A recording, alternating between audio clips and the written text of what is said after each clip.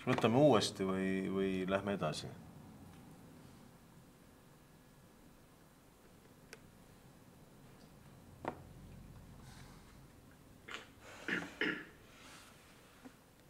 Või mis sa arvad, Epp? Lähme edasi. Noh, lähme siis edasi.